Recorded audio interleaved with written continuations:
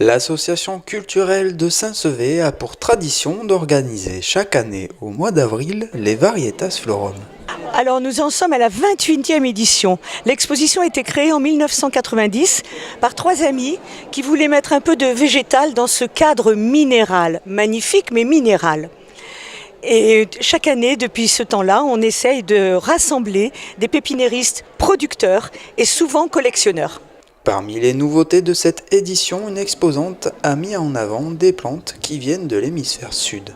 Elles ont une floraison très spectaculaire et très longue. C'est-à-dire qu'une fleur, par exemple de protéacée, un bouton de fleur il va mettre entre 5 et 6 mois pour s'ouvrir, même déjà en bouton c'est très beau. Et une fois ouverte, la fleur elle dure 2 mois. C'est souvent au printemps, mais quand les pieds sont adultes, vous avez régulièrement des fleurs alors toute l'année. Quand les pieds sont adultes. On a des blanches, on a des roses, on a des oranges, on a... Oui, effectivement, mais la famille est très grande. Sur un sol sec et drainé, ces plantes demandent une certaine attention pendant l'hiver. Selon les variétés, dont celle-là, la Cynaroides, l'emblème de l'Afrique du Sud, elle va résister à -6. Donc si on a des endroits protégés, plein sud, à la limite, on peut tenter de la mettre en pleine terre. Si par contre vous n'avez pas cette possibilité, vous la gardez en pot et si on vous annonce un hiver rigoureux, vous la poussez sous un coin protégé ou vous la rentrez. Respecter la nature fait partie intégrante de cet événement avec la vente de produits naturels et éco-responsables comme les abris à insectes. Notre concept, travailler avec la nature, avec et pas contre. Et pour ça, tout notre travail est réalisé en matériaux recyclés ou issus de la nature. Tout ça pour protéger les insectes qui nous aident au jardin, les auxiliaires des jardins, ce qu'on appelle également la lutte biologique intégrée. Également, protéger nos amis les oiseaux avec des petites cabanes nichoirs qui les sont destinées et aussi les hérissons et tout ça. C'est la biodiversité, c'est à ça qu'on se réfère et c'est ça qu'il faut sauvegarder.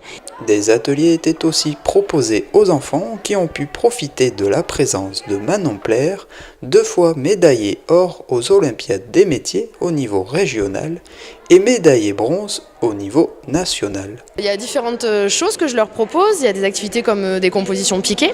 Donc là, c'est la base de mon métier, c'est apprendre à bien couper un végétal et bien le piquer dans la mousse prévue à cet effet.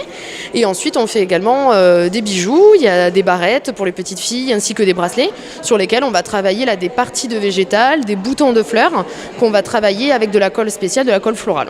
Mon métier ne s'arrête pas à faire un simple bouquet.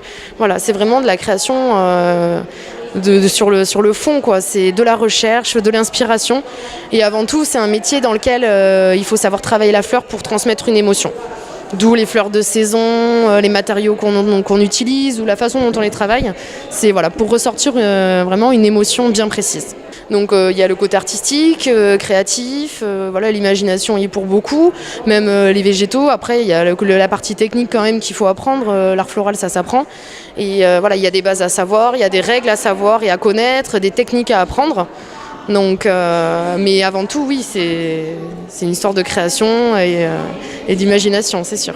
Les Saint-Sévérins ont alors pu bénéficier de ces 2 jours pour découvrir un festival de couleurs et d'odeurs. On peut admirer, on peut sentir, parce que les lilas sont en fleurs cette année, les roses, tout est en fleurs et c'est un régal pour les yeux, pour l'odorat, et puis c'est un moment très convivial à passer en famille. Donc tout est bon pour prévoir l'été en beauté et en saveur.